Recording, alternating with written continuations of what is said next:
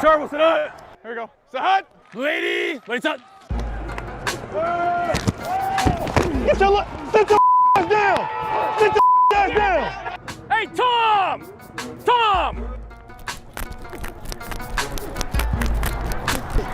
Woo! Let's go! Where's the penalty? We gotta go back though.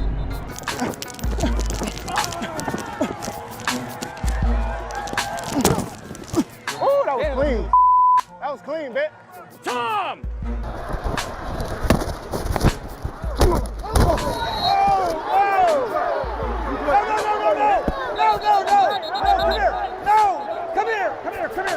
Tom! Hey, get DK to calm the fudge down. It's 4th and 10. Get your ass down, boy. I know. You better get your Oh my gosh, bruh. Are you kidding me, bro? Lock the out of that guy!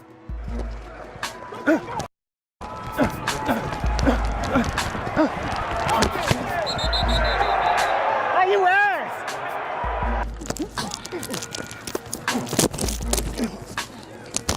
God dang.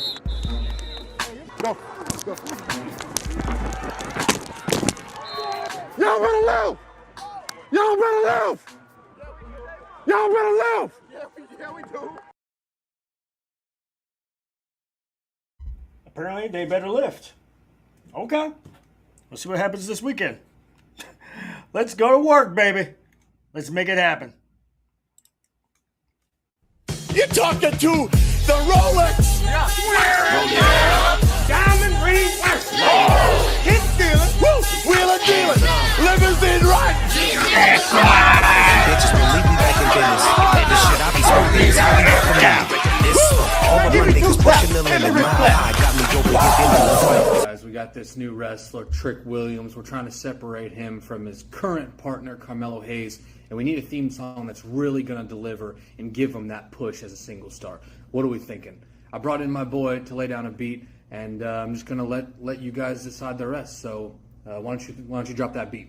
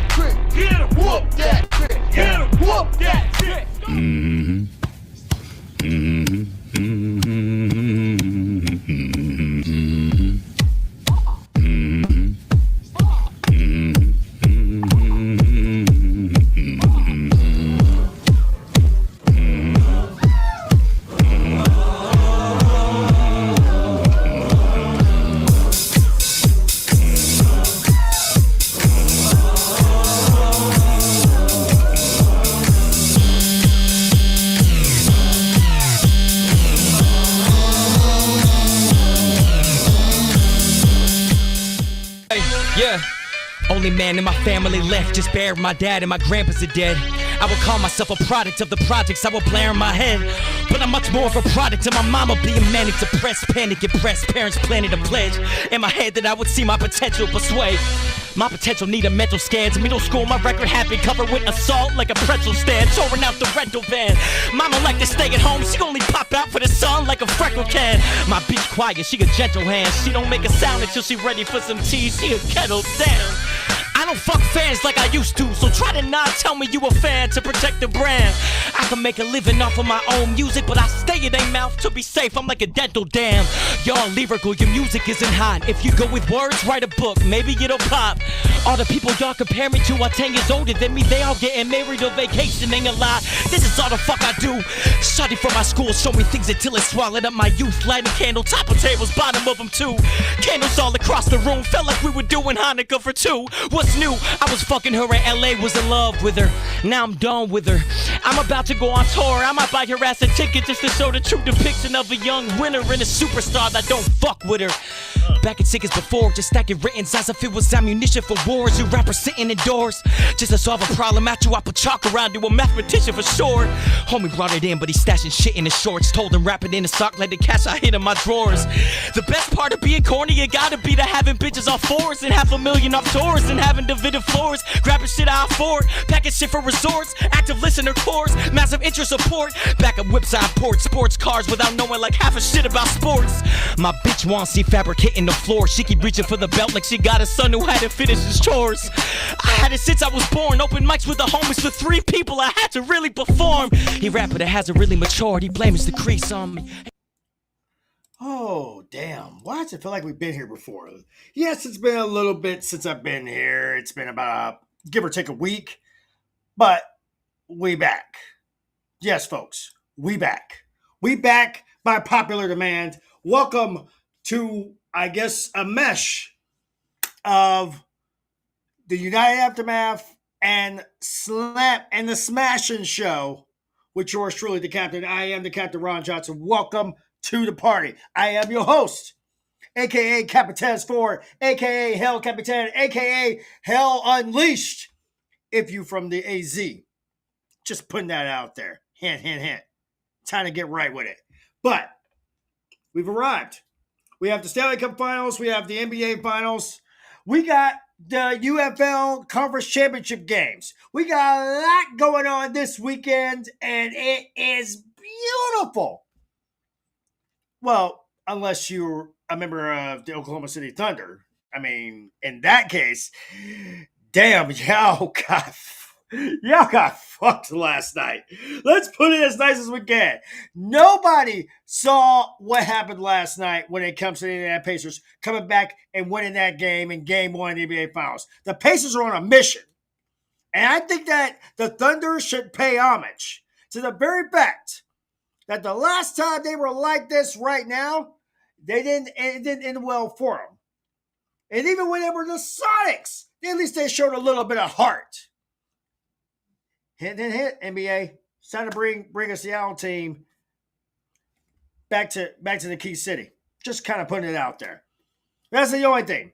Edmonton in overtime. Connor McDavid doing what he does best. Holy this motherfucker is on one and he wants to bring that cup back to Edmonton. Overtime victory as they win Game 1 of the Stanley Cup Final against the Florida Panthers in overtime. When I say it's a little bit crazy, it's a lot bit crazy. And, oh, hello. Ladies and gentlemen, for the first time since he's come back from Florida and has yet to sit here and work on his damn tan since then, my bro, my boy, my homie, the man who basically has the magic golden ticket when it comes to the horse racing, Joe Quill's in the building. JQ, what's cracking, my dude? I don't have any golden tickets. I've been ice cold with my picks lately. Wait. But the thing is, what's cool to mean cool? Ice cold! So, but, funny ahead. story. Handicap races, look at the program. Don't do shit. So, you can say... All right. This is my damn show. YouTube can go suck it. I don't care. I try not to curse. I know. But then I'm watching the last race in Saratoga today. We got a hockey game tonight. Horse by the name of Hit the Post. Screw it. Everything else is going wrong. Why not throw a couple extra bucks? Don't you know that thing comes in at 13-1? Okay. Oh, I had it. Did you get paid? Yes, I did. Like I said, Mr. Golden Ticket himself. Now, this would be great if we could get Rocket Reese in here, but obviously Rocket Reese has been a little bit busy. I've been a little bit busy. Joe Quill's been a little busy. Hell, Don Juan has been a little bit busy. So we don't know who's going to pop up in here, but we're going to go crazy. What you want to talk about first? You want to talk about the NBA Finals Game 1 or you want to talk about the Stanley Cup Final Game 1? Because both of them pretty much ended in epic fashion. Whichever you want. I saw a little bit more of the NBA game than I did the NHL game on Wednesday night. Have people actually sat here and finally gotten off of Halliburton's dick? Have they finally sat here and given this man his dues? Mm-hmm. I remember last time I actually was excited about an NBA final. Even during the COVID era, it wasn't even that exciting. But this one, on the other hand, actually has my attention to the point where I'm actually at work, actually watching this, or kind of scrolling through it via laptop. But don't tell my boss that, even though she'll be okay with it at this point. But how do you feel? Has Halliburton finally sat here and made him to the point where he's become that guy? He's becoming that guy. I mean, if he isn't already. I feel like he is. Yeah, I he mean, is. when's the last time we saw the Indiana Pacers in NBA Finals? Well, I mean, It's been a minute. I think we're buying into the whole OKC stuff. I have never been able to sit here and call Oklahoma City the Thunder. I've called them Oklahoma City Supersonics 2.0. Mm-hmm. Here they are, a second time around in the NBA Finals.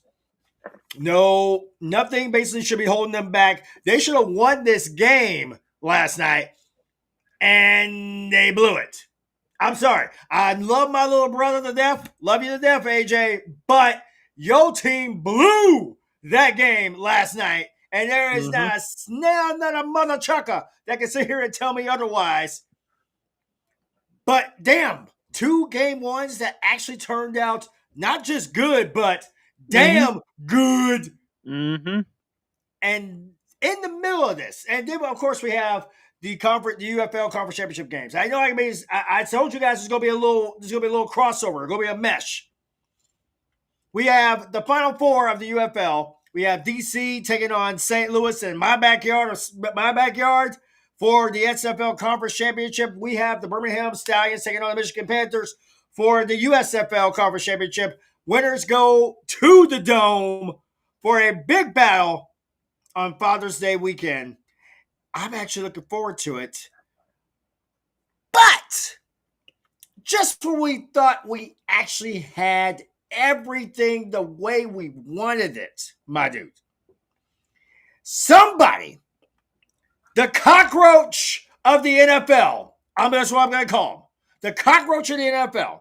When the NFL implodes and just disappears, this La Cucaracha will still be there. Mm-hmm. You know who I'm talking about. Yep. We had to talk about him during the draft, during basically spring training, during minicamp. Hadn't heard a damn thing. And Schittsburg does what we all felt like they were going to do when they decide to sit here and draft Will Howard, who was still available late in the drafts. I don't understand what the hell that was about, but I digress. Before I get that man's thoughts, Chisel Adonis, who is actually queued up, give me your thoughts on Aaron Rodgers signing a 1-year deal with the Schittsburg Steelers. I want to know. I want to know. Because I know you are an Eagles fan. It is so bad. There's more to this story than you know. But let me get your initial thoughts. I personally think, and I'm starting to turn into a right-wing conspiracy theorist. I think Aaron Rodgers did sign when he was in Pittsburgh in March, but they never announced it. How do you explain that they have Pittsburgh and the Jets week 1 at the Meadowlands? Payback time. Because who's the quarterback for the Jets, I believe? I believe that's Justin Fields. So you're going to have Justin Fields and Aaron Rodgers facing off in week 1. For 2 plays! Aaron Rodgers ain't going to make it that whole damn game. The man is younger than me by 5 minutes. Mm-hmm. There is no way this fool is going to be able to do what he did in Green Bay. But, of course, the Steelers had to be stupid. I know there are a lot of Steelers fans that want to chime in on this one, and I'm sorry, but damn, how incredibly fucked is your team? This man won't cuss, but I sure as hell will. Because I cannot figure out in my head what planet we live on in which there's a member of Steelers Nation that wants to wave those terrible towels freely and willingly right now. and this is the part that you may not know about, since you said about the whole right-wing conspiracy thing. A lot of Steelers fans are kind of pissed off even before announcing about Aaron Rodgers. And there's a reason for it. Because Mason Rudolph decided something stupid earlier that week. Mhm. This must have been a week where basically the Steelers wanted to say, we don't care about our fans. We're going to go, we're going to the Super Bowl. Stupid. But Mason Rudolph decided to take it upon himself to step on a stage with a certain desperate Cheeto flavored taco, as I've come to call him. Mhm. And because he did that, a lot of Steelers fans sprinted to the stadium. Didn't run, didn't walk, didn't even power walk. Sprinted to the stadium and asked for refunds of their season tickets. They rescinded their season tickets because of what Mason Rudolph sat here and did. I'm not making this a political thing, but I'm kind of thinking in my head, the Steelers did just that for me. I don't have to. Mhm. That being said, though, you being this crazy right-wing nutbag that you claim to be, which I Nah, don't really feel just that. with this football. This Just is the with this football thing. How far down has this put the Pittsburgh Steelers? Let's just say everybody as nice as we can. Has the Steelers officially hit rock bottom? And are we planning to sit here and watch the Steelers become the new Vegas Raiders, the new New England Patriots, the new Miami Dolphins, the new New York Jets before Aaron Glenn got hired on? How bad do you feel like this downfall of the Steelers is going to get? I think it's a distinct possibility you could have the first Pittsburgh Steelers coach fired since 1968. You think in midseason or after season? After. I'm thinking mid, because the fact that you have Rodgers in your locker room, the toxicity that oozes off of Aaron Rodgers should be everything. And I was shooting the shits with a Steelers fan before all of this transpired. And what got me the most was that he could not figure out in his fucking head how the hell did the Steelers sit here and just bypass every open quarterback, even Shador Sanders, in the draft, to wait for this 40-year-old fossil, this broken down Carney Jagoff, known as Aaron Rodgers, to sign with them. Mm-hmm. Make that shit make sense. But I was not the only one, because I'm not a Steelers fan. You are an Eagles fan, obviously. I even heard some Steelers fans going, well, fly, Eagles, fly. They actually were flipping. They were flipping to the Eagles. If they choose Sheets over Wawa, they can stay in Pittsburgh. Hold up. No. I've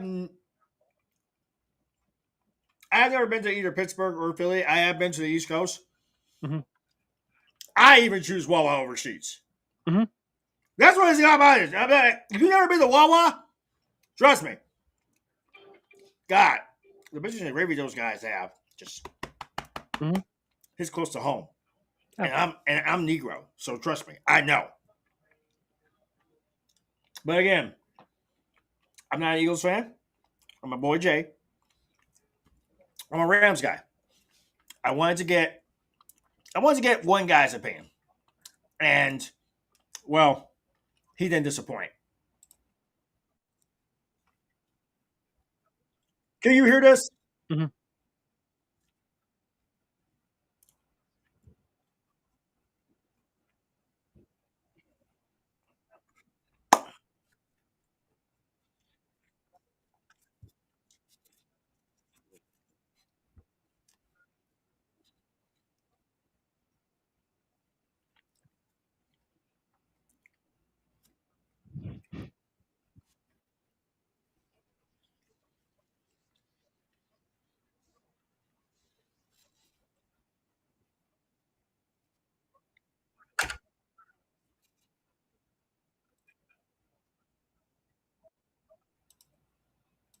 I'm going to stop it right there. Mm-hmm. They got rid of Justin Fields because they didn't think he was ready. They let Russell Wilson go because he's getting up there in age. But they're putting their faith and their trust to groom a young Will Howard, who already has a chip on his shoulder because he got drafted late. This is a guy who led the Buckeyes to a national championship a few months ago, if I'm not mistaken. And they are trusting Will Howard in the arms, hands, fingertips of Aaron Rodgers? Bad idea. I mean, if they wanted somebody to basically sit here and teach Will how to basically shove a tampon up his ass, Aaron Rodgers is the guy to do it. I'm sorry, but I called Aaron Rodgers a bitch after he went to New York. I call him a bitch now. I don't care if he don't like it. He can sit here and sue me for slander. Truth hurts, doesn't it?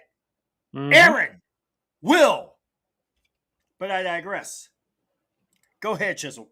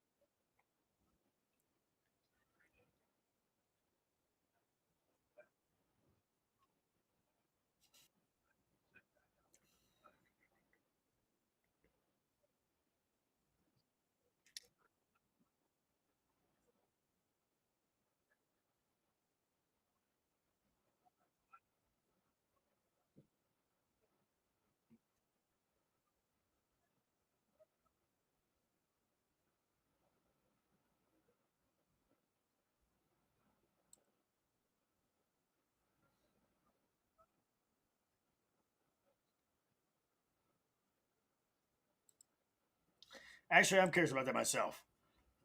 When was the last time Aaron Rodgers won a playoff game? It actually got me wondering. I am looking that up for you right now. You know what? I'm gonna But- do one. You know what? I kind of want to go with this one. I do Hey, want to. Google. When's the last time Aaron Rodgers won a playoff game?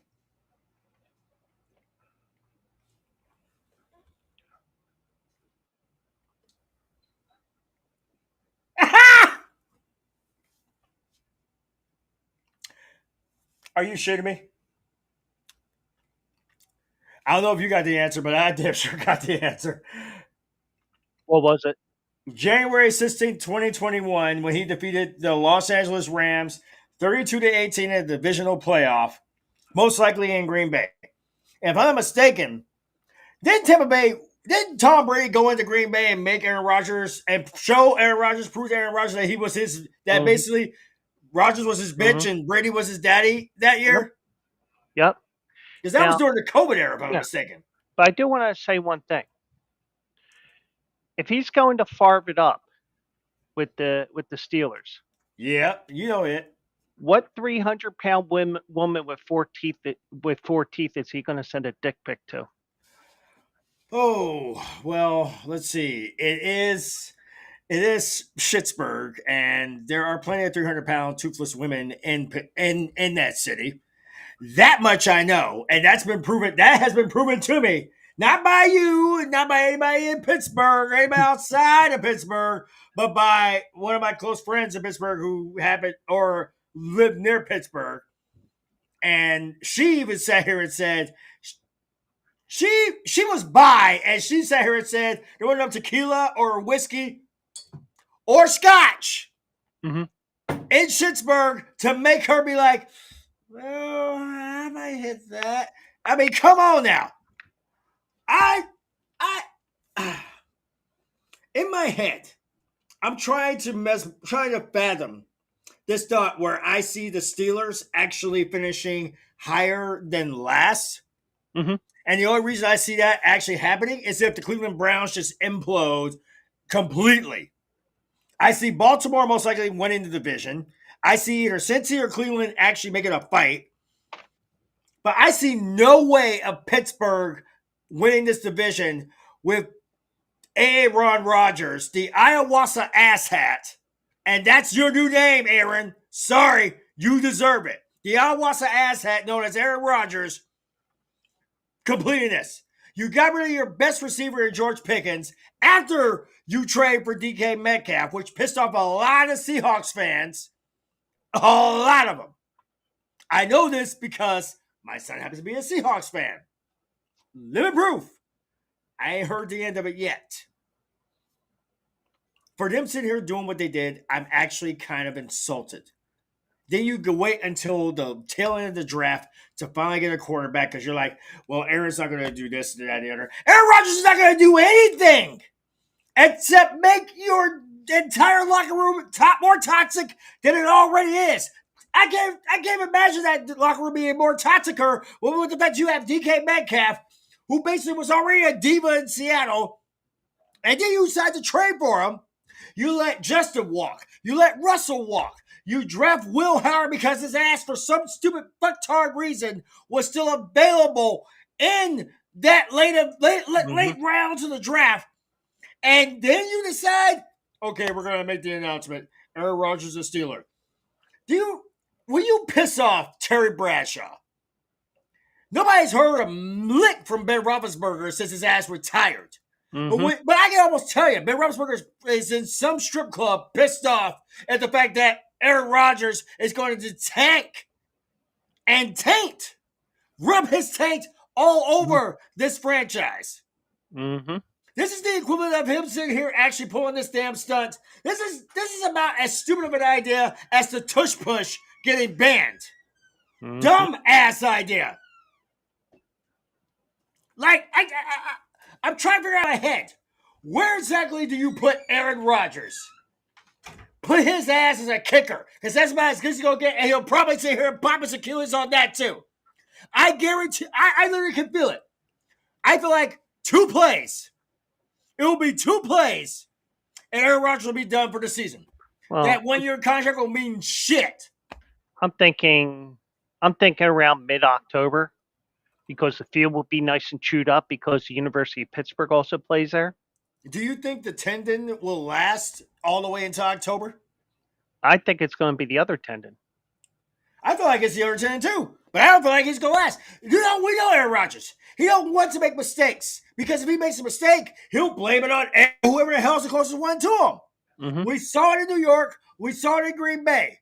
You know how much Green Bay, the Packers, and the Jets are laughing their asses off right now at the Steelers for doing the dumbest, stupidest thing in the world.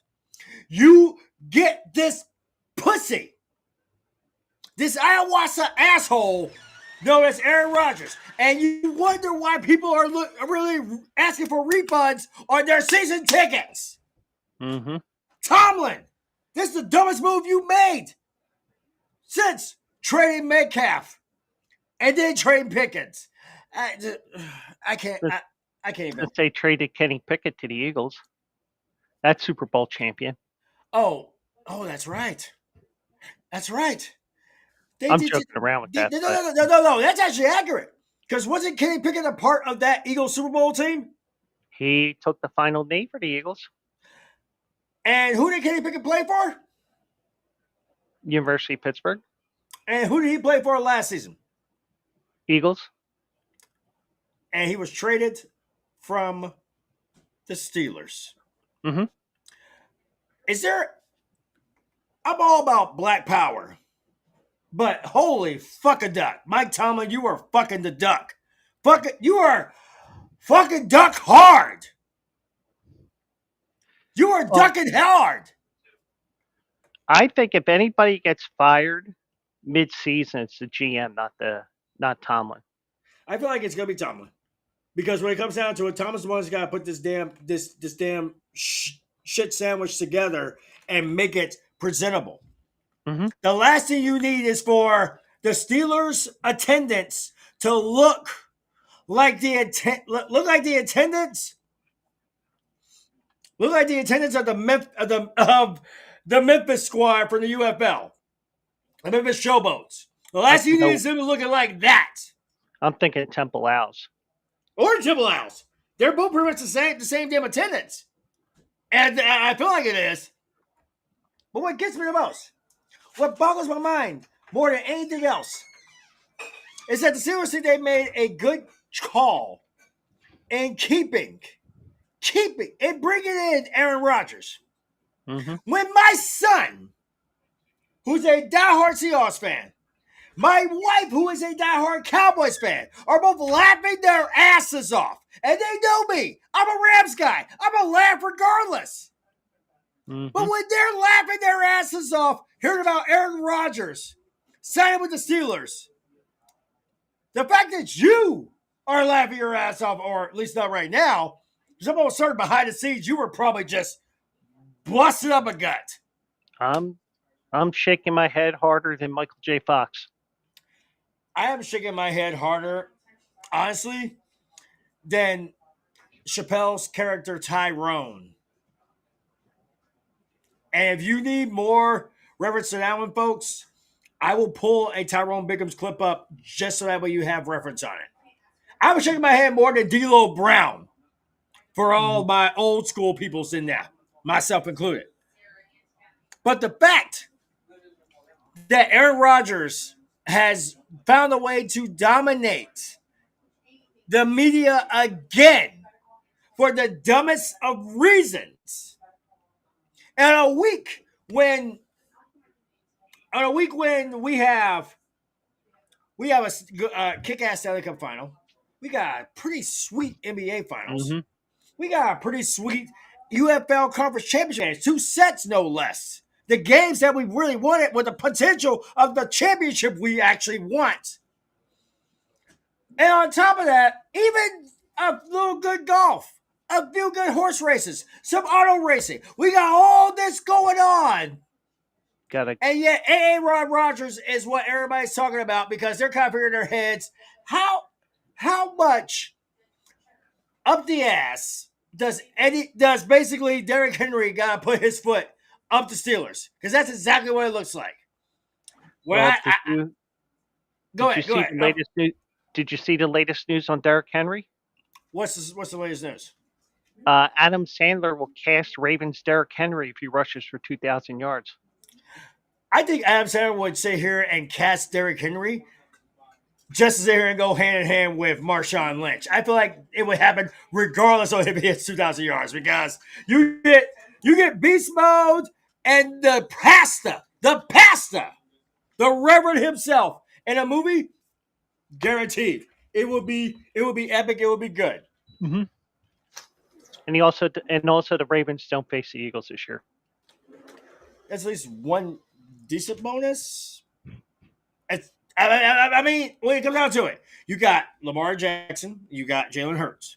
Jalen Hurts, use the tush push when he feels like it, even though he's got a badass who just made the Madden cover, which means the Madden curse may turn out to be real. Great job, Saquon, you dumb son of a bitch. There's a reason why nobody goes on Madden. Ask Christian McCaffrey. Wait. I'm sorry.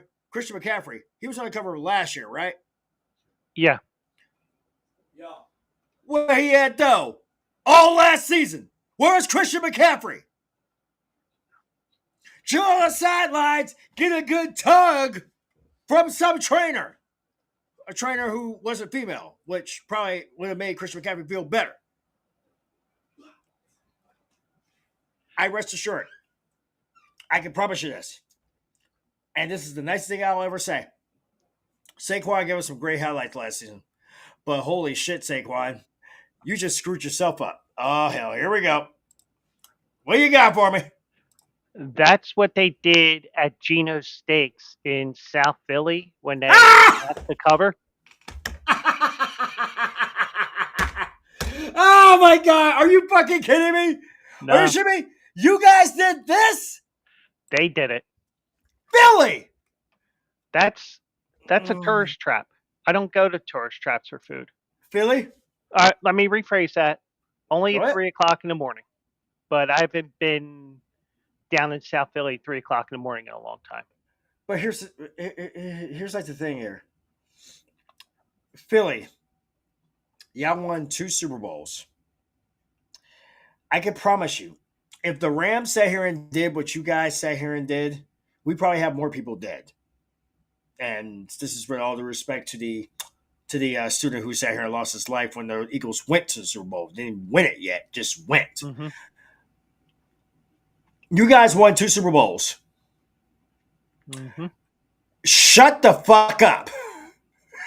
I'm sorry, but you are not the most dominant team in the NFL, no matter how much you feel like you are. The way the NFC East is right now, you almost like you win the damn thing. But you have to realize there is literally 3 other divisions that are coming to whoop that trick. I know you guys got high hopes. You guys got as much high hopes as Cowboys fans have every single year. When literally the one person we expected to say this was our year said it was our year. Tucker, you Scooter. But Joe Quills is a realist. Hell, our other Joe is a realist. And the fact is that he knew for a fact that Green Bay was not going to do much of anything. They were going to sit here and try to do the best in their division. But no. This is why I literally dead set on making resurrecting a potential schedule pick. Reese and I did this a few years ago. And we're going to do it again. Or at least I'm going to do it again. When we go through every single team in a specific division, that's 8 glorious episodes that we're going to sit here. We're going through all single one of these divisions. We're going to sit here. We're going to pick how many they're going to win, how many they're going to lose. I can almost guarantee you there is some teams on Philly's list that they might want to start keeping an eye on very closely. One of those teams, I believe, happens to be my boys, the Los Angeles Rams. Another one that may give them a little bit of problems, depending on which version of Saquon actually shows up. If he isn't hurt by then, looking at you, CMC. I never thought I had to say it, but it's probably the Cowboys. I like to say I'm not sorry, but Dak just became a dad for the second time, so he's feeling beautiful right now. Plus, he just got a new target in George Pickens for literally nothing but peanuts if you ask him about it, which is accurate. But what gets me the most is that I used to call Philly the blue-collar team. They were the guys who got dirty, who would get dirty. Now they're not getting dirty. Now they're just playing it soft. They are, but that's neither here nor there. Or actually, no, it is here and there. Because the tush push wouldn't make a lick of difference because you got the best running back in the NFC in your backfield. And you choose to sit here and let Jalen with his pretty face and his glamour shots poses sit here and actually be that guy? Nah. I can't do it. I couldn't do it to save my fucking life. But I will say this much. I'm more looking forward to seeing how many Steelers fans are going to actually make the flip, make that switch, legitimately make that switch to flying with the Eagles. Because the fact that they pissed them off not once but twice in a single week, I actually feel bad for Schittsburg. And that's scary. I feel bad for Schittsburg. I do. Because this is the same squad that made it to that point where they were so good and so nasty that it was almost guaranteed that they were going to sit here and actually make that little climb back up to the top. Mm-hmm. There were people that were literally comparing the Steelers to that Rams of last season. There were people comparing the Steelers to the Lions of last season. There were people comparing the Steelers to the Eagles of last season. But they're supposed to sit here and get it all together in one season? You give Russell Wilson one shot, you give Justin Fields one shot, they don't work. Nope, we're just going to kick him to the curb and bring in Aaron Rodgers because he's the guru of everything. Aaron Rodgers, let me just make this clear. Aaron Rodgers doesn't know shit. Aaron Rodgers is a bitch-made ayahuasca jagoff who made to this point where he was great for one Super Bowl. One! Just like Russell Wilson. Mm-hmm. Just like Pat Mahomes. Good for one Super Bowl. Because the rest of Super Bowls, that was Kelsey. That was a defense. Mm-hmm. That was him. Hell, Matthew Stafford. One Super Bowl. Kurt Warner. One Super Bowl. Hell, Nick Foles. One Super Bowl. That's it. But yet, they believe that this bootleg Ben Roethlisberger, which is exactly what I'm going to call him this season, along with a couple of other nice little adjectives, is the answer to their prayers? He's an Eagles guy. I'm a Rams guy. Even we can't figure out what the hell are they drinking and smoking in Schittsburg. This is one time I would love for a Steelers fan to just come and step up to the plate and just be able to we don't know either. I want them to be able to say that just only because of the fact I want them to be able to sit here and say, are y'all are your guys that stupid? Yes, they are. And I feel like they are. I'll be honest. I feel like they are that damn stupid. And on top of that, you got a quarterback who may not mesh well with Arthur Smith's offense. The fact is that I don't see any good thing out of Schittsburg actually getting what they wanted. I don't think Schittsburg won this battle. This was probably one of those things of where they probably sat here and screwed the pooch so badly that that when your fan base is turning against you, when they're turning against you, that should tell you all you need to know right there. Because the Cowboys have felt it, the Raiders have felt it, the Eagles have felt it, the Rams have felt it. Hell, the Broncos have felt it. And yet, those who do not learn from history are doomed to repeat it. I believe it's the old adage. Yep. And from where I'm standing here, if the Steelers think they're going to make any noise this season with the ayahuasca asshat as your quarterback, you'll make some noise for about the first 5 minutes of a football game where his ass is on the field. Because the fact is that you may show up to all the training camps, finally. It's only because of the fact that your Netflix documentary sat here and wrapped up and you actually had time. Let's be realistic. Let's keep it a buck. But the fact here is that if you believe beyond a shadow of a doubt that Aaron Rodgers is the Lord and Savior of the Schittsburg Steelers, you are fucking fooling yourself. And I have no problem sitting here dropping these bombs, these F-bombs on here, because quite frankly, they need to be dropped. ESPN ain't going to drop it. Fox Sports ain't going to drop it. Hell, I would be realistic. I work for Bleacher Brothers, and they don't even got the balls to drop it. But I'll drop it. Aaron Rodgers is going to be the biggest hemorrhoid in the Steelers clubhouse, the Steelers franchise, the Steelers history. You took a guy who got passed around like a Kardashian and a Mandingo party. And you think that he's going to make a difference for you? Who? This is about as bad of an idea as WWE getting rid of R-Truth. Oh, y'all think y'all was out of the woods? Let's be realistic. This man may not be a wrestling fan. Depends on the week. Rocket Reese and I, we're wrestling fans. We're still trying to get AJ to try to get in on the wrestling fold, but apparently he feels some jagoff in Florida thinks that basically it's wrong to like wrestling, and somebody should slap the piss out of that guy. You know who I'm talking about. I know who I'm talking about. But when it comes down to it, simply put, is this. I'm taking my shoes off. To try to swerve, literally, over to another topic. It got announced earlier this week that WWE has agreed to the terms with the release of Ron the Truth killings. Now, you may not openly admit you're a wrestling fan, but you know the name R-Truth. Mm-hmm.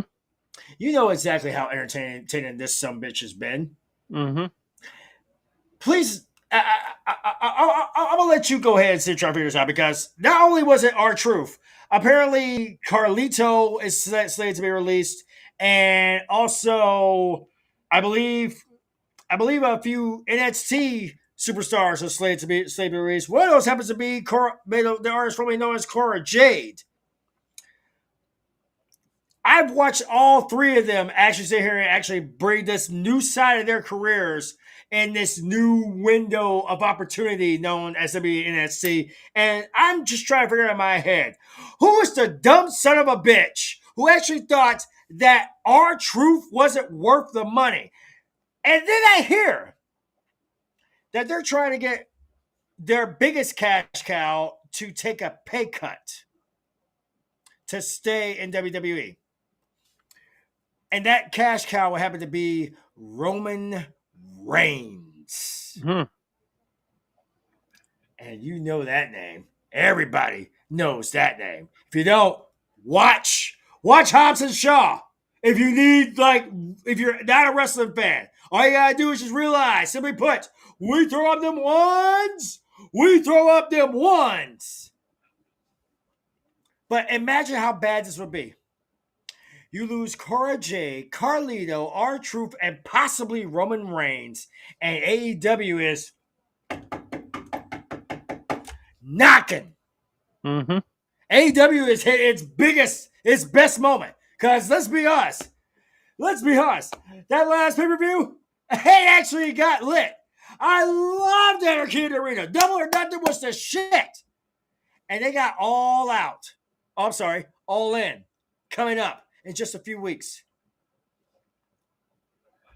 And what does WWE do in its stead? They start scheduling WWE programming around that. AEW fans know exactly what WWE fans are doing. And the fact is that even in AEW, we also say, Hulk Hogan, we coming for you. Hulk Hogan, we coming for you. We say that there too. Mm-hmm. I'm gonna be a fan of both companies. But the fact that you actually have the temerity to actually sit here and set up shows around AEW's All In, ironically enough, in Arlington, Texas. That shows how petty and pathetic that you guys truly are, and you can tell Paul I said it, I don't care.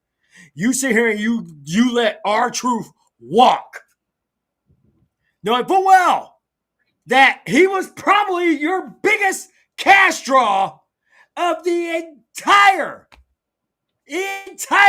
year of 2024, and at least the first half of 2025, and you do something this stupid.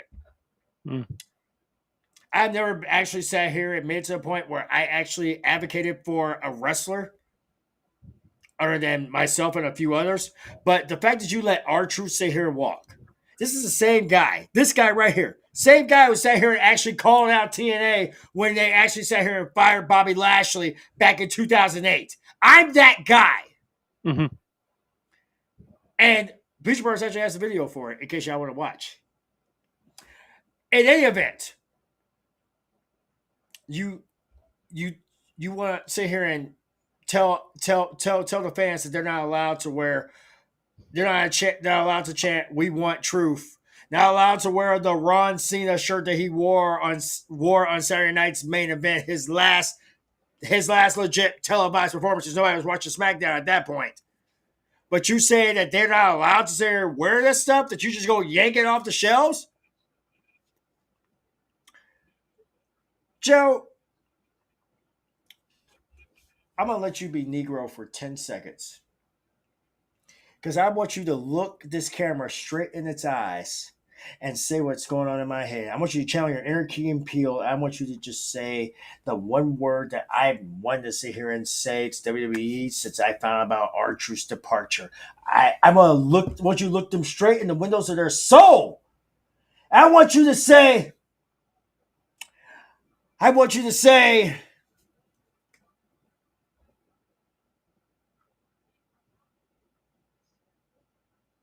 I'm not saying the word. You can say it. I got you. Thank you for that. I said, bitch.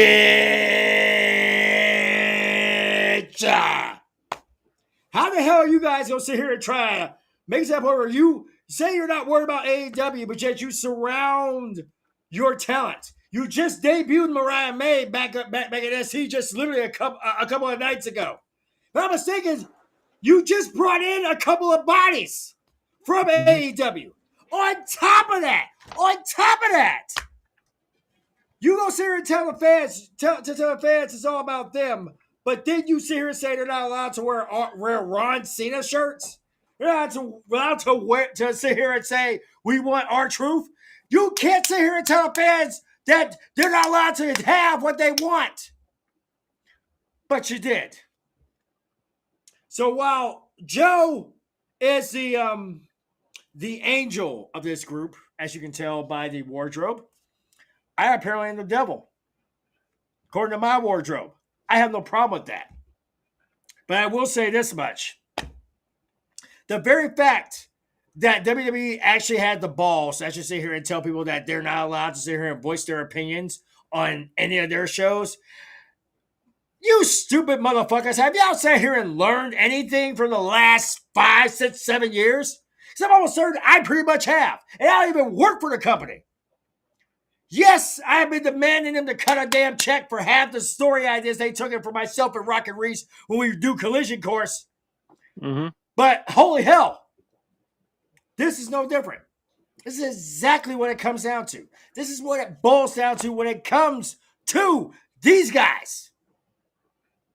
They're the first ones to flag everything that we do. Any WWE thing we do, they're quick to flag it. But when we want something badly enough, they won't deliver.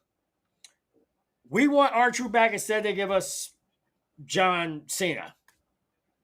And probably the best portion, the tail end of his career, and still one of the best moments that I've sat here and been able to witness. I'm glad to be a part of it because I was around for it for the beginning. I'm around for it for the end. Holy shit, I feel old.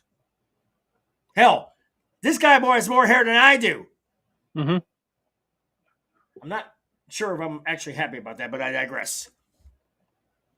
What I can't figure out in my head, though, is there's so many entities out there that are just finding new and exciting ways to piss us off. The problem is, Joe, am I the only show on Bleacher Brothers Sports Network that actually gives people a chance to just let it rip? I guess so. I mean, I'm sorry. Let it rip, uncut, uncensored, unplugged. Let it all out to the cows come home. Am I? Well, I'm just getting by. I mean, I've watched the product. Well, I saw what you did. I do have a new backdrop for when I decide to go on a rant. And I think if you saw my Facebook page, my cover page, I have a new backdrop that I'm gonna have for my streams. I might as well just show it to you now. I'm actually pulling it up right now just because you said here and mentioned it. Here you go. I'll show it. Okay, you got it? All right. Let's see what we got here. That's actually the most accurate thing. Because isn't that how you and me pretty much started anyway? Mm-hmm. Guys, I think you actually sent this. Was this the first one you sent to me? It was like beware of Joe, and I think I kind of said it's like beware of the asshole. Well, I found out the other day on Facebook. I was just sitting there while I'm working. I'm scrolling between calls, trying to keep my mind off the people screaming at me all day. I'm looking. I'm like, oh shit, I gotta keep that one. Best way to get people to stop screaming at you? Tell them to shut the fuck up. I'm sorry. I'm sorry. We're probably not going to get monetized for this one. Oh well, don't care. My biggest thing has been I built my brand on being uncut, uncensored. People can come in and say whatever they want. They can do whatever the hell they want. As long as it's within reason. When I say within reason, I mean put a damn towel on, for the love of God. That is at least a suitable 50-50 split. Come in and say whatever the hell you want, but put a damn towel on. Last thing I need is that new douchebag popping up in here like he did, I think it was a couple of weeks ago. And I'm talking to the TikTok guy, and he knows who he is. But we're kind of getting off course. So let's sit here and pick that mind of yours. Pacers have sat here in one game one. The Thunder obviously got their backs against the wall. Who's taking game two? I think the Thunder win that by double digits easy. We would have probably thought this, except for the fact that, and I'm saying this with every ounce of respect that I have for both teams. The Thunder have their backs against the wall because of the fact that they had that game one win, and then they blew it. Mm-hmm. I mean, I'm not going to go back into the era of, Kemp versus Jordan, Sonics Bulls in the NBA Finals. I mean, but it kind of was similar to it. For the fact that the guy who people thought was a bust, even the moron who, some reason, still has a job at ESPN, I'm talking about Mel Kiper, thought that basically Halliburton was a bust. Traded to another team, boom. Finds his footing, boom. He becomes that guy. And people still running their mouths about it. Well, the Sixers could have had Tyrese Halliburton a few years ago. True. They didn't want to do the deal. I kind of feel like at this very juncture, Halliburton has a lot to prove. I feel like, honestly, both teams have a lot to prove because this is an NBA Finals that nobody saw coming. Everybody expected to see Oklahoma City Thunder in this thing, without question. Everybody expected to see the Lakers in this thing, and that didn't happen. They expected Cleveland. Cleveland gets chokes. Boston chokes. The Pacers are that team of destiny. I feel like they have earned this moment. And they're the ultimate underdogs in this very, very situation. You got the ultimate opportunists in Oklahoma City, and you got the ultimate underdogs in the form of the Indiana Pacers. I'm always going to go underdog no matter what the situation calls for. So I feel like the Pacers will win this series, but I feel like as far as game two goes, I feel like Oklahoma City will probably be able to bounce back, even the series up before it goes to Indiana. But that momentum probably not in much in Thunder's favor as it was in the Western Conference Finals with Minnesota. I don't feel like it would be. But Yeah, go ahead. I'm sorry. Yeah, I mean, I just think that they've blown so many teams out this year. I think this is a rare situation where it was like, oh crap, they're not giving up. They're not quitting.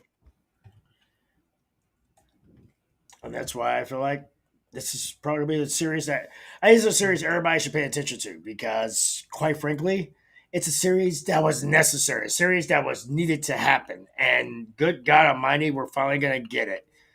Which brings us to game two, which unfortunately is actually going on right now. Game two of the Stanley Cup final right now. Panthers are up 4-3 on the Oilers with about 3.5 left in the second period. Who takes this one? I got Edmonton in 6. Truthfully be told, I'm actually in agreement on you. I feel like Edmonton's been getting the short end of the stick almost as much as the St. Louis Battlehawks have been getting the short end of the stick. They've been right there and just haven't been able to sit here and get the job done. I like the Oilers in this one. I hope the Oilers win this one because as much as I love the Panthers, don't get me wrong, I love the Florida Panthers. But I like Edmonton. I feel like Edmonton is basically as blue collar as you could ask for. And Florida basically is more, I think of Florida, I think of Viagra, Golden Years, Geritol, Rogaine, golf clubs. And I made a little money off of the game tonight too. See, I love how this thing goes together. It's just unreal.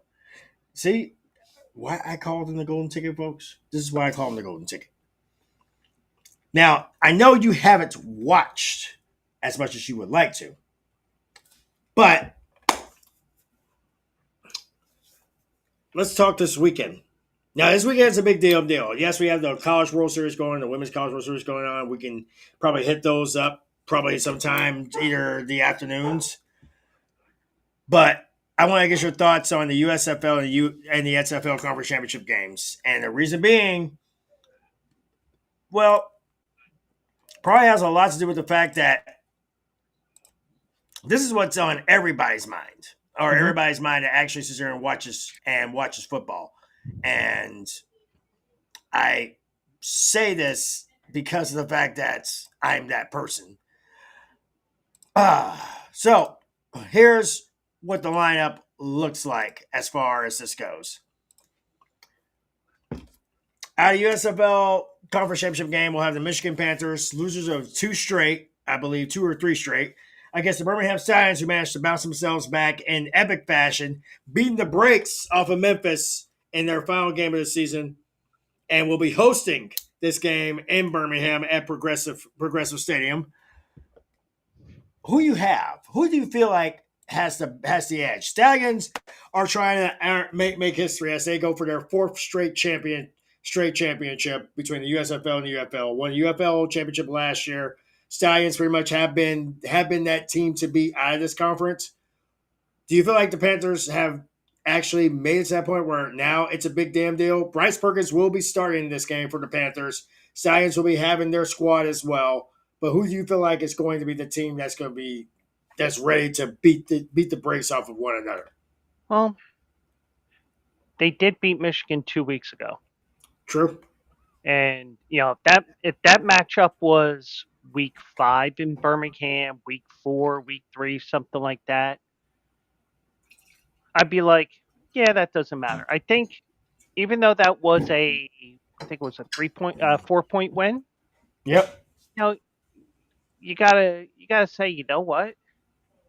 I like I like Birmingham there, but I'm going to pick Birmingham, but I wouldn't be surprised if Michigan pulls off the upset here because Birmingham hasn't been the Birmingham in the last couple of years. Because didn't they go almost undefeated last year? They almost did, and then I believe they actually lost to Michigan last year. San Antonio. Was it San Antonio? Yeah, week 9. Then they beat Michigan in week 10. They beat Michigan again in the playoffs, and then they shut out San Antonio in the championship game. So if you were a betting man, and apparently ESPN and ABC and Fox have been about the bets in this one, who do you feel like what are you actually betting? Are you betting on? Are you doing the over under for Birmingham? I'm gonna see if I can try to pull that up too. Yeah, I'm pulling it up too. This is what happens when you have all these sports books. I don't know. It makes perfect sense. Because I have, let me find it here. Football, UFL. There we go. Michigan's a 1.5 favorite, so that tells me Sounds like a gift. If Michigan, if Birmingham's getting 3 points as a favorite, just like they do in the NFL, for example, you're telling me Michigan's a 1.5 better team?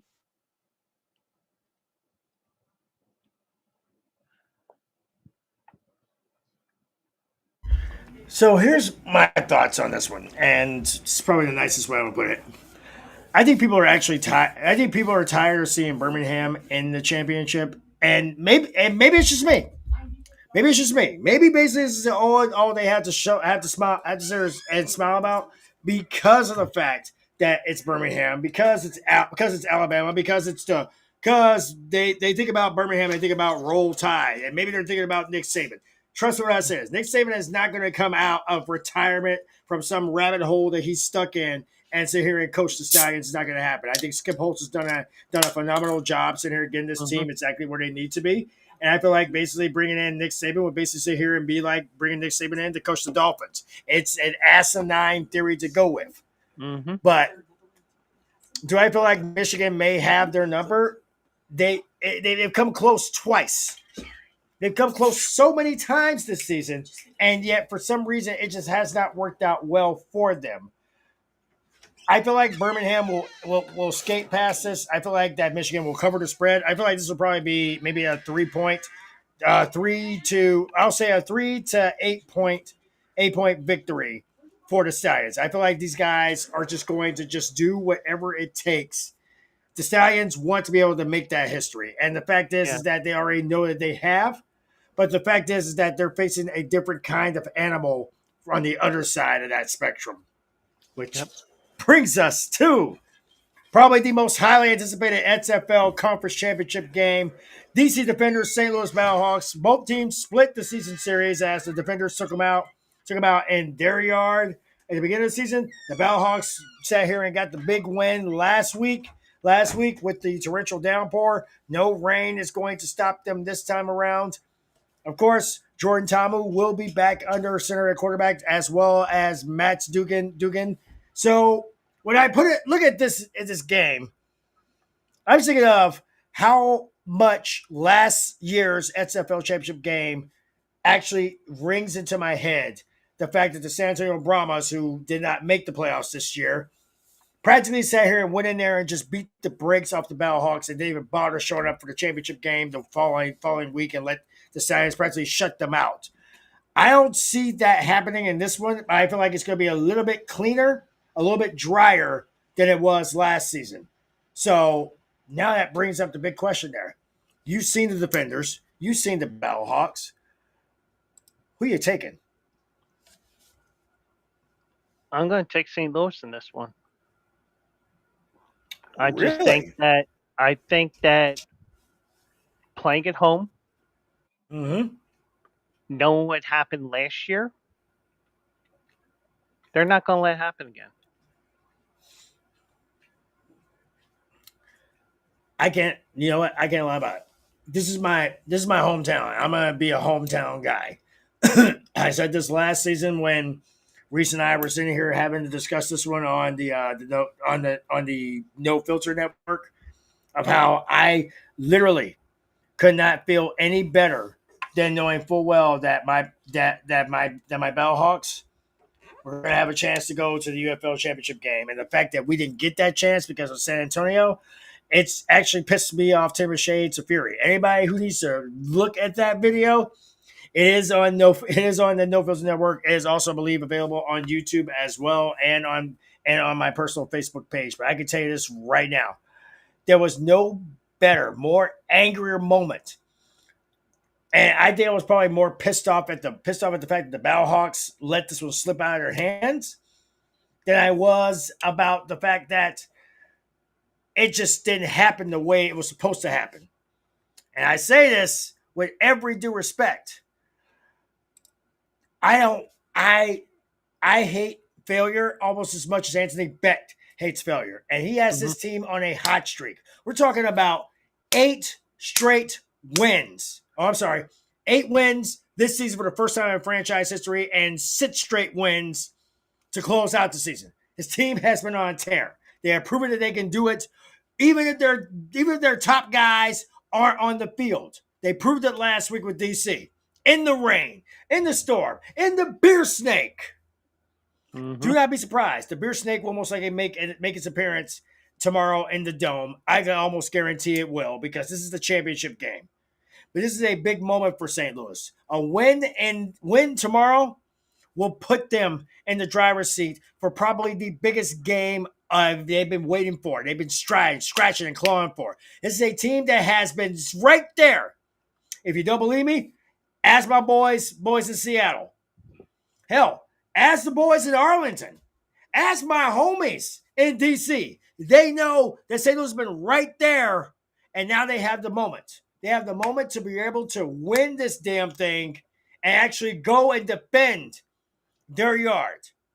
You got the UFL Conference Championship. You got the UFL Championship game actually going down in the Dome on Father's Day weekend, and I could not ask for a better feeling than knowing full well that the Bellhawks had to literally drill into their heads. They're the team of destiny, kind of like the Indiana Pacers, kind of like the Edmonton Oilers. Hell, kind of like old school Tiger Woods. Mm-hmm. Like the Philadelphia Eagles from last year. Mm-hmm. Team of destiny.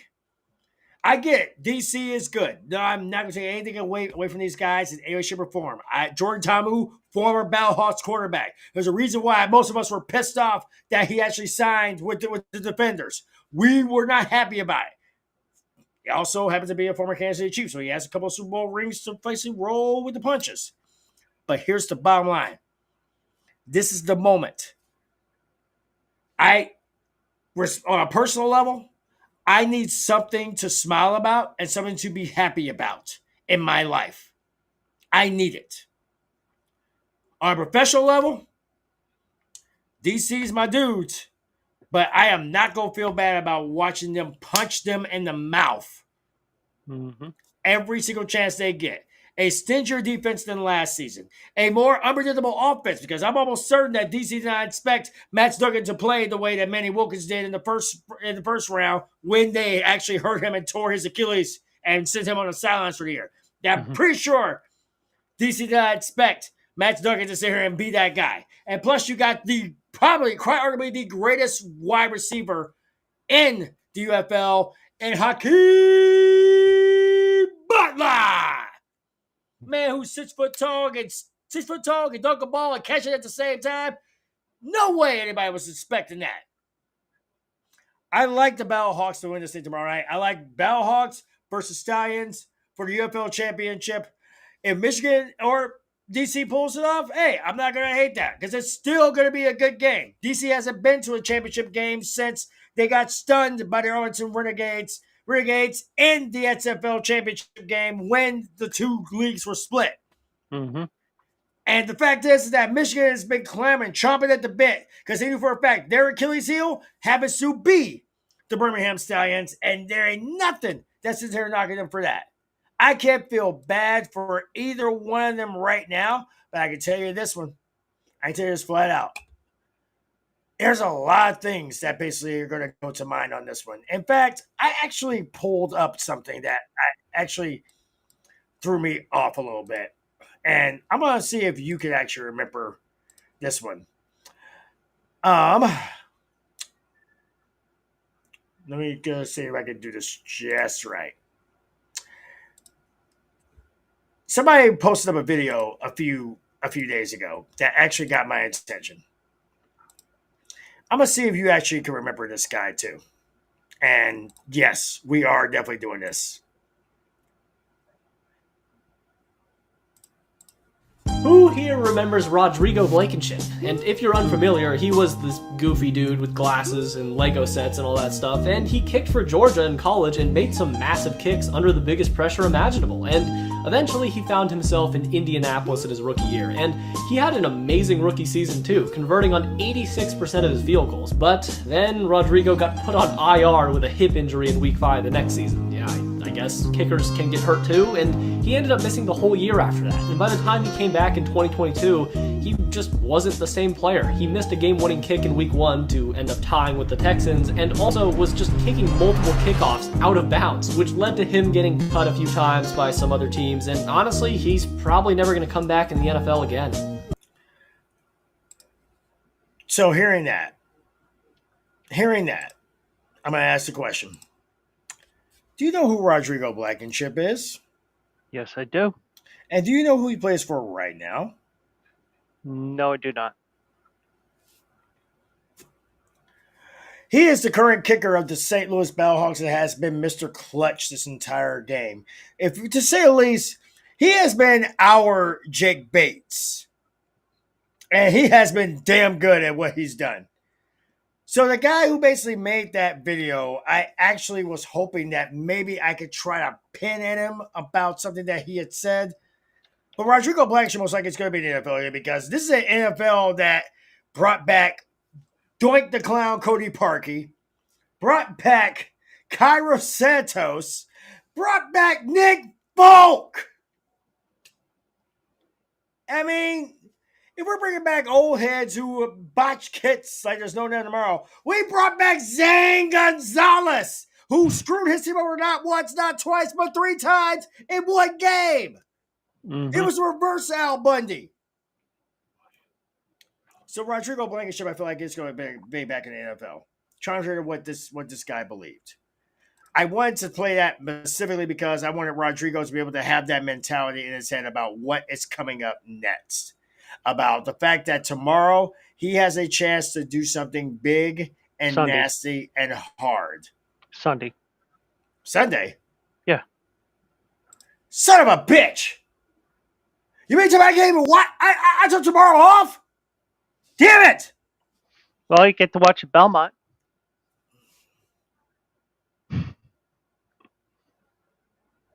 Really?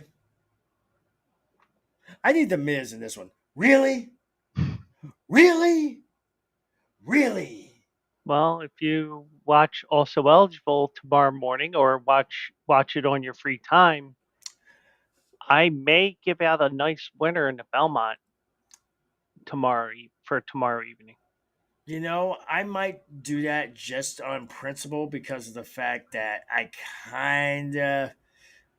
don't get the chance to sit here and actually play them the way that everybody else plays it. I don't. I'll tell you right now.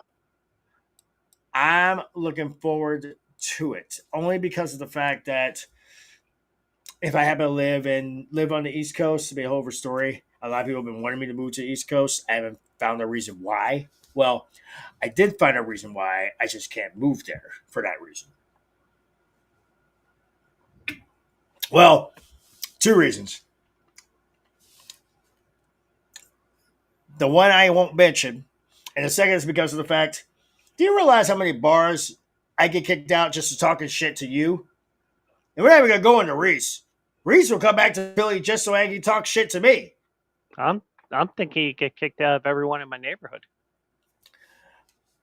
Hey, just because I happen to be basically the best looking 40-fucking-year-old that's in the damn place, I can't help that. I can't help the housewives basically want to sit here and actually sit here and just ride and just ride this donkey. And it's not my damn fault. Okay, yeah, that was probably a little bit over, but it's Philly. Who the fuck? What the fuck do I care? Yeah.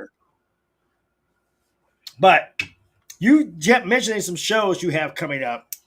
So, what you got coming up, Joe? Because I know you've been thinking about putting yours back on, but it's been you kind of put it on a back burner for a bit. So, what do you have coming? We got the Belmont tomorrow, which is the final leg of the Triple Crown. And I will be looking over that race and a couple more races at Saratoga. I might even crack out the Carly Simon because, went to Saratoga and my horse obviously won. That line from You're So Vain. Yeah, I was literally about to say, who was feeling vain? So I might have to crack that tomorrow morning. We're going to look at a couple additional races. Got a hard out for 11:15 because I start work at 11:30 on tomorrow. I'll be watching those races from home. We're even going to do a live handicapping of the first race at Saratoga because the first race is at 10:45 in the morning. There's probably a good chance I might make an appearance. I don't know. Maybe send me like the link. I might jump in on it. Then Monday, we'll be back with another Joe Quill show. My buddy Mike is here on Monday nights, and we get ourselves into trouble. Define trouble, because you know who I am. I think Mike had to sleep on the couch after some of the comments I had on Monday Night Show. I could probably do worse. Does Mike have a doghouse? Well, he's got a pretty comfortable backseat of his car. Mike, you might want to get ready because come Monday, all bets are off, folks. Also, because people have been asking me about it, people I work with, people that I shoot the shits with, people on my TikTok, they've been asking about it. We are doing it 4th of July. We are starting up our breakdown of the divisions, and I'm gonna just be honest. I don't know if it's gonna be Joe, Rocket Reese, or Don Juan. One of them will be at least joining me, or none of them will be joining me. Depends on how it feels. Plus, depends on how loud it's gonna be on the East Coast as well as the West Coast, because we like to blow shit up. Mm-hmm. Put it as nice as possible. July 4th, we are starting with, and just to make it nice, because that way it's gonna get loud. I'm gonna start with the AFC East. Just on principle, we'll start with the AFC East, and just to make it interesting, we're going to actually bring back an old favorites, because in the final episode of our breakdown of the divisions this year, we're going to do the NFC East. Which means I want every Cowboys fan, every Eagles fan, every Giants fan, every Commanders fan to step up to the plate. Because I want to hear about the comments. I want to hear about the bullshit. I want to hear y'all smack talk like y'all supposed to smack talk. Because honestly, last year was good, but I feel like y'all could do better. And you start out with a clean slate, so I won't give you guys much trouble. I will keep piling up the comments as much as possible. We start the divisions. Start with the AFC East on the 4th of July. Can I start some shit already for that week?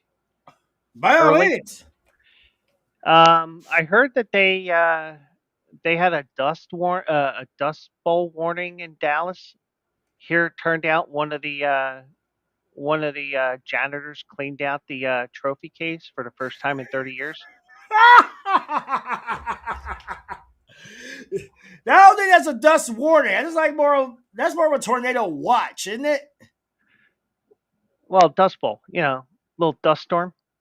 Dust bowl warning, because quite frankly, the Cowboys haven't been able to spell. Hell, Cowboys haven't been able to spell trophy. The kids now, the Cowboy generation now can't even spell trophy. They can try. They'll probably say TROFE. That spells trophy. Or they'll treat it like old Stephen King's stand. MOON. That spells trophy. Mm-hmm. How bad is it? You know what? I'm actually going to do something crazy.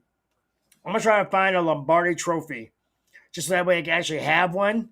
So that way they can actually say that's been on a Lombardi trophy. So the fact that basically my son and I actually have had Super Bowl trophies in the past decade speaks volumes.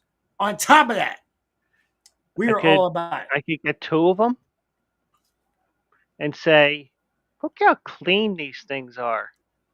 Whereas Dallas, you go, and the next thing you know, you can't do. They will be dusty as fuck. Mm-hmm. All right, Cowboys fans. Like always, we wait. What am I saying here? Oh, you're not in Dallas anymore, nephew. Shut up, you jackass.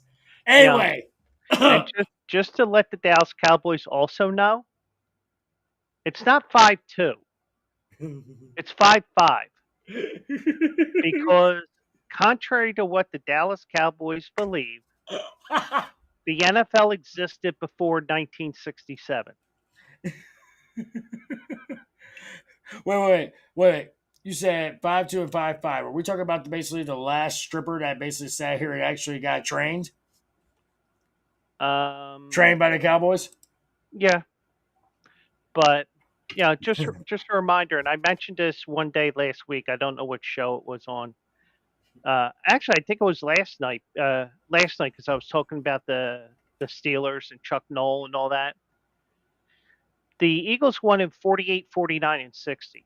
Pre-Super Bowl, Dallas doesn't care. But you know what? It's 5-5. the fact that basically anybody outside of our generation remembers when the last time the Cowboys were actually relevant. So I remember the last time I saw the Cowboys, if I'm not mistaken, I could be wrong, but weren't they getting their ass kicked in the playoffs? They always do. Okay, no. Let me say it. Was it your team or my team that beat that ass in that playoffs, or was it the Packers? It was the Packers last year. Okay. That's all you need to know. Yes, Cowboys fans, even I will go ham on this shit. That being said, 4th of July, we are definitely sitting here doing this right. I don't think I have anything else. We've hit the NBA Finals, hit the Stanley Cup Final, hit the UFL Conference Championship games this weekend. Hit about Aaron Rodgers being a bitch multiple times because he deserves it. Do you have anything else? For those that care, Florida's up 4-3 in Edmonton to start a third. So if you happen to sit here and know a little bit about the Stanley Cup Final, that's what he's talking about. Keep an eye on that because that might actually get good. Might actually get as good as the NBA Finals now. But on behalf of the Philly Maestro, the Philly cheesesteak, according to the ladies, I'm not making that up. That's exactly how they describe him. He is the Philly cheesesteak. On behalf of the Philly cheesesteak, Joe Quills, I am El Capitan, a.k.a. Capitan 48, the captain, Ron Johnson. And if my mini-me happens to catch this one, Daddy loves you, and I'll see you soon. We're out of here. We're going to say goodbye, good night, and tip your waitress on the way out the door. Nephew, take your ass to bed. You got your bloody kids there, and I'm almost certain they're probably making things loud. Joe, thanks for joining me tonight. You're welcome. And we will see you guys. We'll just say next week. Same asshole time, same asshole channel. And just for the sake of argument, he'll be here to possibly sit here and keep me as PG as possible. Well, maybe. You can do whatever you want. I was trying to sit here and like make you like the common denominator. You're supposed to be like you're supposed to zen. I do drop that bounce every once in a while. Bullshit and fucking hell. Thank you. Goodbye and good night. We out of here, Mr. Asshole. You're a dick. You're talking to the Rolex. Diamond ring work. Hit stealing. Wheeler dealing. Limousine riding. Bottles and bitches believe me back in business. And the shit I be smoking is highly recommended. All of my niggas pushing the limit. My high got me over here. Guys, we got this new wrestler, Trick Williams. We're trying to separate him from his current partner, Carmelo Hayes. And we need a theme song that's really going to deliver and give him that push as a single star. What are we thinking? I brought in my boy to lay down a beat, and I'm just going to let you guys decide the rest. So why don't you drop that beat?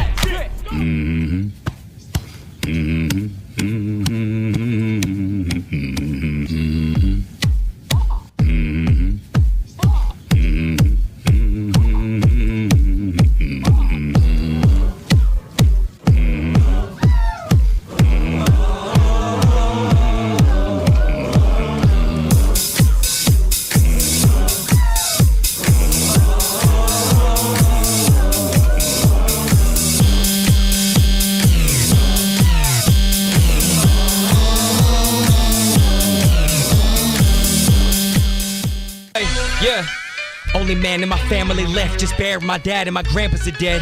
I would call myself a product of the projects I would blare in my head. But I'm much more of a product of my mama being manic, depressed, panic, impressed. Parents planted a pledge in my head that I would see my potential persuade. My potential need a mental scans. Middle school, my record had been covered with assault like a pretzel stand, touring out the rental van. Mama like to stay at home, she only pop out for the sun like a freckle can. My bitch quiet, she a gentle hand. She don't make a sound until she ready for some tea. She a kettle down. I don't fuck fans like I used to, so try to not tell me you a fan to protect the brand. I can make a living off of my own music, but I stay in their mouth to be safe. I'm like a dental dam. Y'all lyrical, your music isn't hot. If you go with words, write a book, maybe it'll pop. All the people y'all compare me to are 10 years older than me. They all getting married or vacationing a lot. This is all the fuck I do. Study from my school, show me things until it swallowed up my youth. Lighting candle, top of tables, bottom of them too. Candles all across the room, felt like we were doing Hanukkah for two. What's new? I was fucking her in LA, was in love with her. Now I'm done with her. I'm about to go on tour. I might buy your ass a ticket just to show the true depiction of a young winner and a superstar that don't fuck with her. Back in seconds before, just stacking written as if it was ammunition for wars. You rappers sitting indoors just to solve a problem. At you, I put chalk around you, a mathematician for sure. Homie brought it in, but he's stashing shit in his shorts. Told him wrap it in a sock, let the cash I hid in my drawers. The best part of being corny, you gotta be to having bitches off fours and 500,000 off tours and having divided floors. Grabbing shit out Ford, packing shit for resorts. Active listener cores, massive interest support. Back up whips I port, sports cars without knowing like half a shit about sports. My bitch wants see fabricating the floor. She keep reaching for the belt like she got a son who hadn't finished his chores. I had